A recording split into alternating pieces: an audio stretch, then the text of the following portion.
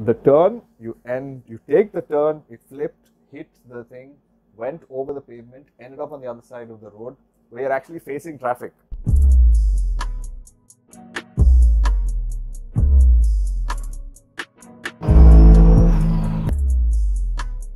My dad used to work at Al Yusuf and he was always about cars and he was into spare parts. So right from the get-go, my dad used to bring like car books, brochures and things like that. I would say, oh, this is nice and this. The best memory that I have of how I know that cars were part of in my blood, so to speak. My dad, much younger, like 4-5 years or something. Dad used to take me to the rooftop and from there he used to show me cars and he'd be like, tell me the name of that car. And at that point, you can only see the lights. You can see the headlights. That's all you can see. Because and the road is a little away. It's not even close. So I got to a point that I'm able to name the cars as and when they go by and he'd be like, yes, that is correct. This. So it slowly started. So when I used to go in the car with him and he used to, all of his family, we used to go, I just look at the rear lights of a car and that car is this car is that. And he'd be like, yes, yes. And that, that's a very, very strong, uplifting memory when you know that that's what you've always thought about and that's what you want to do. All happy stories, Sharjah. Went to a friend's place. We had a party and all of that, and then I was like dead sleepy, and then at 5 o'clock in the morning I have to drive. I'm driving back home. And it's not far, it's in Gises, Sharjah. I just have to take the Al Khan Bridge, take this one, and you're there in Gises. I don't know what happened in that morning. It's like empty road. Chul. I was taking that turn from, before you actually go down Al Khan, you go to the beach side, take that roundabout, and then come back to go to Gises. On that stretch, I was like, floored it. And taking the turn, I still think there was something on the road, but I've never seen that or found that. That turn, but there was this 2 seconds of just pure, you just figure out like, what the hell are you doing? That wild moment, you're like, holy crap, you're taking this turn at this speed and I don't think this car can handle this.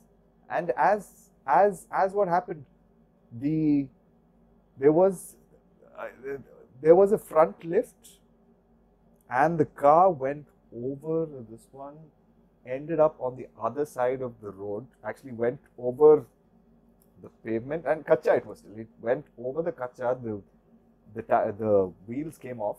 I mean, not wheels, just the rubber came off, and it actually landed on the other side of the road like that. And me behind nothing, there was no, no bang, pop, nothing. It's just that moment. And I was like, and I still remember that moment. Why? Because I was smiling. Not at that moment we were thinking like, oh shit, I've just survived something that could have been bad. I was like, well, at least the car can go fast, but it can't take turns. And then, yeah, I had to, in that broken wheel, of course, I drove it to Gises in a half broken, this one, slowly, and I was all this while hoping that no one stops you. The cops stop you, like, what the hell is this? And other than the slight bit of a crack on the side and the wheel itself, which had got this one, thankfully nothing happened. But the turn, you take the turn, it flipped, hit the thing, went over the pavement, ended up on the other side of the road where you're actually facing traffic, and it sat there. Yeah, that was one moment. You need a platform to speak, and you always have your friends that you speak to about all the time. And again, we will go back to the car community bit as well, because you will not still get to a point where you can share so much. And you being the person that you're actually quite open, that we can discuss, and you have a lot of stories, it is quite refreshing that I'm able to like pull myself back and say, oh, actually, you know what, this happened, that happened. And I feel this is something, it's necessary. And it's good. And I'm actually glad that you're doing this, and I'm glad to be here to talk about it, because, when you have, some experiences are great, some experiences are not, but it's still an experience. Like the person who rebelled and bought the coupe versus now has actually got the E60. I still say, you know what, good that you did that. Otherwise you wouldn't be here. that gives, it's happy, and I get to share that with you and with anyone who's watching, and probably that might spark some rebellious nature in some kid saying that, you know what, I'm not going to get that Corolla. To the younger generation, it's the same story that I've gone through as well. Whether it is to be true to yourself or follow a passion that you want, stick with it. I mean, and you will actually face a lot of obstacles. If you want to be a photographer, not everyone's going to let you shoot their car. If you want to experience how a turbo functions or what the lag is going to be, no one's going to give you their car immediately. But have that drive. I mean, not everyone who makes it big has started off as with a lot of money and a lot of pompous this one. You look at all the companies that are there right now. They've stuck to their passion and they're able to keep through with it.